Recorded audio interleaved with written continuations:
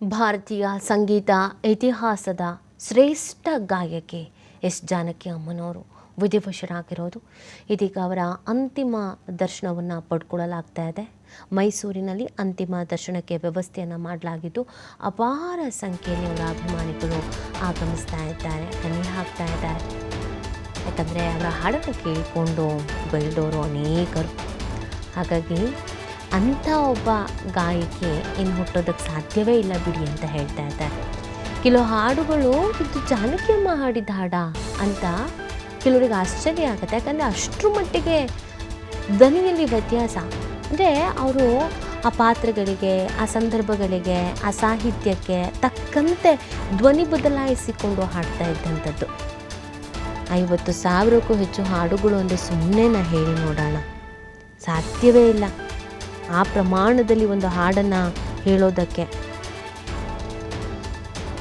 ಎಲ್ಲೂ ಹೋಗಲ್ಲ, ನಾನು ಎಲ್ಲೂ ಹೋಗಲ್ಲ, ನಿಮ್ಮನ್ನು ಬಿಟ್ಟು ಎಂದಿಗೂ ನಾನು ಎಲ್ಲೂ ಹೋಗಲ್ಲ ಅಂತ ಹೇಳ್ತಾ ಮೈಸೂರಿನಲ್ಲಿಯೇ ಚಿರಸ್ಥಾಯಿ ಆಗ್ತಾ ಇದ್ದಾರೆ. ಜಪಾನೀಸು, ಜರ್ಮನ್ನು ಇಂತಹ ಭಾಷೆಗಳಲ್ಲೂ ಕೂಡ ಹಾಡಿದಂಥ ಗಾಯಕಿ. ನೋಡಿ, ಅವರ ಅಂತಿಮ ದರ್ಶನಕ್ಕೆ ವ್ಯವಸ್ಥೆ. ಗುಲಾಬಿ ಹೂವು ಅಂದರೆ ಅವರಿಗೆ ಪ್ರೀತಿ, ಗುಲಾಬಿ ಹೂವು ಇಟ್ಟಿದ್ದಾರೆ ನೋಡಿ. ಇತ್ತೀಚೆಗೆ ಅಂದರೆ ಅವರ ಪತಿಯ ನಿಧನದ ನಂತರ ಆ ಗುಲಾಬಿ ಹೂವನ್ನ ಬಿಡ್ತಾನೆ ಇರಲಿಲ್ವಂತೆ. ಒಂದು ಮುಟ್ಕೊಳ್ಳೋದು, ಇಲ್ಲಾಂದರೆ ಅವರ ಸೀರೆಯಲ್ಲಿ ಇಟ್ಕೊಳ್ಳೋದು, ಈ ಥರ. ಈಗಲೂ ಕೂಡ ಅಂತಿಮ ವಿಧಿವಿಧಾನಗಳ ಜೊತೆಗೆ ಆ ಗುಲಾಬಿ ಹೂವನ್ನು ಇರಿಸಲಾಗಿದೆ. ಸಂಗೀತ ಲೋಕದ ಗಾನ ಕೋಗಿಲೆ ಹಾಡೋದನ್ನು ನಿಲ್ಲಿಸಿರಬಹುದು, ಆದರೆ ಹಾಡಿರುವ ಹಾಡುಗಳಿದೆಯಲ್ಲ ಅದು ಅಜರಾಮರ. ಇವತ್ತು ಕೂಡ ಬಿಳಿ ಸೀರೆಯನ್ನಿಗೆ ತೊಡಿಸಲಾಗಿದೆ.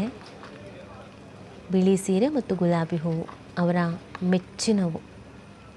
ಎಷ್ಟೆಲ್ಲ ಹಾಡು ಹೇಳಿ, ಎಷ್ಟೆಲ್ಲ ಜನರ ಪ್ರೀತಿ ಸಂಪಾದಿಸಿದ್ರು, ಆ ಸರಳತೆ ನೋಡಿ.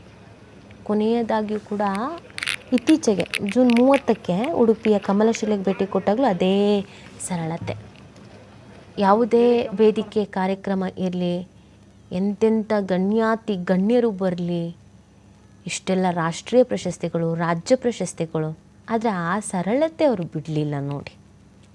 ನೀವು ಯಾವುದೇ ಕಾರ್ಯಕ್ರಮಗಳಲ್ಲಿ ಅವರ ಹಳೆಯ ವಿಡಿಯೋಸ್ಗಳನ್ನು, ಫೋಟೋಸ್ಗಳನ್ನು ನೀವು ನೋಡಿ, ಅದೇ ಸರಳತೆ, ಅದೇ ಮುಖದಲ್ಲಿ ನಗು, ಎಲ್ಲರನ್ನ ಪ್ರೀತಿಯಿಂದ ಕಾಣುವಂಥ ಹಾವ ಭಾವ ಇವತ್ತಿಗೂ ಕೂಡ ಅದು ಹಾಗೇ ಇತ್ತು.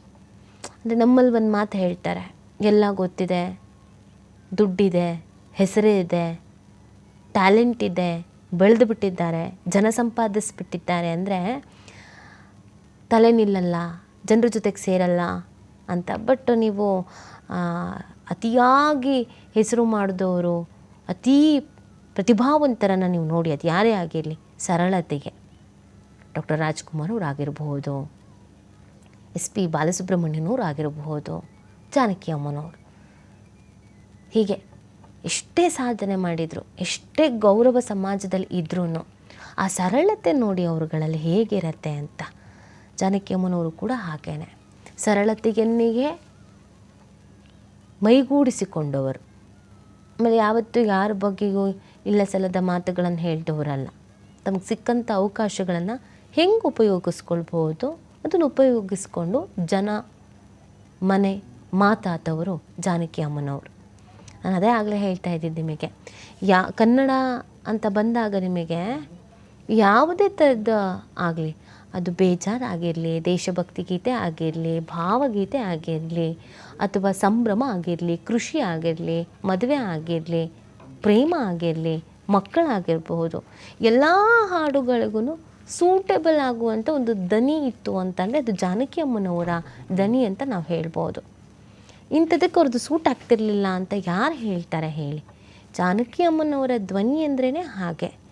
ಎಲ್ಲ ರೀತಿಯಾದಂಥ ಸಂಗೀತಕ್ಕೂ ಕೂಡ ಸೂಟಬಲ್ ಆಗ್ತಾ ಇದ್ದಿತ್ತು. ಆಮೇಲೆ ಜನ್ರೇಷನ್ ನಿಮಗೆ ಹಳೆ ಕಾಲದ ಹಾಡು ರೀ, ಹಳೆ ಕಾಲದವರು, ನಾವು ಇದನ್ನು ಹೇಳೋಕ್ಕಾಗಲ್ಲ. ಈವನ್ ನಮ್ಮ ಮುಂದಿನ ಜನ್ರೇಷನ್ ಅವರು ಕೂಡ ಆಕಾಶ ದೀಪವು ನೀನು, ಆ ಹಾಡುಗಳನ್ನೆಲ್ಲ ನೋಡಿ ನಾವು ಇವತ್ತಿಗೂ ಅದನ್ನು ಗುನುಗ್ತೀವಿ ಅಂತಂದ್ರೆ ಅದಕ್ಕೆ ಕಾರಣ ಇವರೇ. ಕಷ್ಟಕರ ಹಾಡು ಸಾಹಿತ್ಯ ಇದ್ದಿದ್ದನ್ನು ಕೂಡ ಸುಲಭವಾಗಿ ಹೇಳುವಂಥ ವ್ಯಕ್ತಿತ್ವ ಅವರದ್ದು. ಆ ಕಾರಣಕ್ಕಾಗಿ ಜಾನಕಿ ಅಮ್ಮನವರು ಪ್ರತಿಯೊಬ್ಬರಿಗೂ ಇಷ್ಟ ಆಗ್ತಾ ಇದ್ದಿದ್ದು. ಇವತ್ತಿನ ಅದೆಷ್ಟೋ ಗಾಯಕರು ಜಾನಕಿ ಅಮ್ಮನವರನ್ನು ಹತ್ತಿರದಿಂದ ಒಂದು ಬಾರಿ ನೋಡಿದ್ರೂ ಅವ್ರ ಹಾಡುಗಳನ್ನು ಕೇಳಿ ಕೇಳಿ ಕೇಳಿ ಕೇಳಿ ತಾವು ಕೂಡ ಬದಲಾವಣೆ ಮಾಡಿಕೊಂಡಿದ್ದಿದೆ.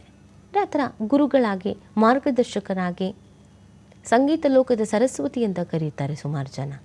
ಸುಮ್ಮನೆ ಈ ಥರದ್ದೆಲ್ಲ ಬಿರುದು ಕೊಡೋದು, ಸುಮ್ಮನೆ ಈ ಥರದ್ದೆಲ್ಲ ಬಿರುದು ಬರೋದು ಹೇಳಿ ನೋಡೋಣ. 17-18 ಭಾಷೆಗಳು ನಮಗೆ ಎಷ್ಟೋ ಗೊತ್ತೇ ಇರಲಿಲ್ಲ. ಜಪಾನ್, ಜರ್ಮನಿ, ಪಂಜಾಬು, ಯಾವುದ್ಯಾವುದೋ ಬೇರೆ ಬೇರೆ ಭಾಷೆಗಳು ಅಂದಾಗ ಹೌದಾ, ಈಗ ಕೆಲವರು ಆಶ್ಚರ್ಯ ಆಗ್ತಾರೆ. ಅದೇ ಎಲ್ಲೋ ಅದನ್ನು ಹೇಳ್ಕೊಳ್ಳಲಿಲ್ಲ, ಬೀಗಲಿಲ್ಲ. ನಾನು ಅಲ್ಲೆಲ್ಲ ಹೋಗಿ ಹೇಳಿದ್ದೀನಿ ರೀ ಹಾಡನ್ನ, ಇಲ್ಲ, ಅದೇ ಸರಳತೆ. ಆಮೇಲೆ ನಮ್ಮ ಪುಣ್ಯ ನೋಡಿ, ಆಂಧ್ರದವರು ಎಷ್ಟೋ ಭಾಷೆಗಳಲ್ಲಿ ಹಾಡಿದವರು. ಕರ್ನಾಟಕದ ಮೇಲೆ ಇವರಿಗೆ ವ್ಯಾಮೋಹ, ಕನ್ನಡದ ಮೇಲೆ ಇವರಿಗೆ ವ್ಯಾಮೋಹ, ಕನ್ನಡಿಗರ ಮೇಲೆ ಇವರಿಗೆ ಪ್ರೀತಿ. ಹೇಗೆ ಸಾಧ್ಯ? ಅದಕ್ಕೆ ಹೇಳೋದು, ಕಲೆ ಅನ್ನೋದು ಭಾಷೆ, ಗಡಿ, ಪ್ರಾಂತ್ಯ ಇದೆಲ್ಲವನ್ನ ಮೀರಿದ್ದು ಅಂತ.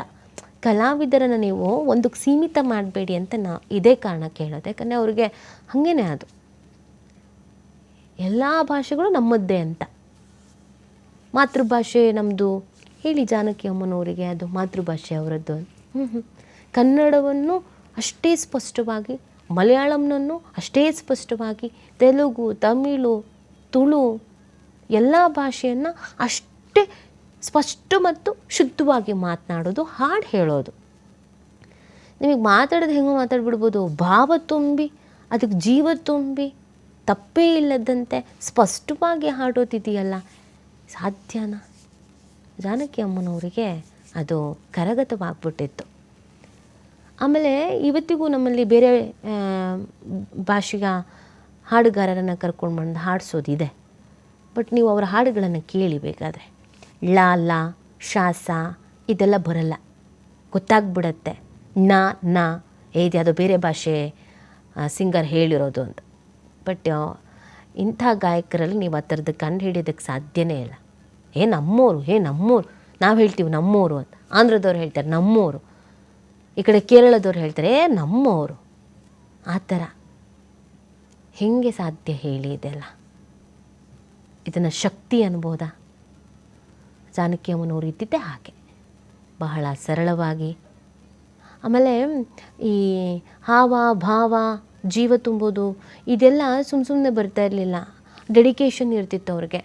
ನಾನು ಯಾವ ಸಿನಿಮಾಗೆ ಹಾಡು ಹೇಳ್ತಾ ಇದ್ದೀನಿ, ಅದರ ಹೀರೋಯಿನ್ ಯಾರು, ಆ ನಟಿಯ ಬೇರೆ ಬೇರೆ ಸಿನಿಮಾಗಳನ್ನು ನೋಡೋದು, ಅವ್ರ ಹಾವಭಾವ ಹೆಂಗಿರುತ್ತೆ ಅಂತ ನೋಡೋದು, ಆ ಹಾವಭಾವಕ್ಕೆ ತಕ್ಕಂತೆ ಧ್ವನಿಯನ್ನು ಬದಲಾಯಿಸಿಕೊಳ್ಳೋದು.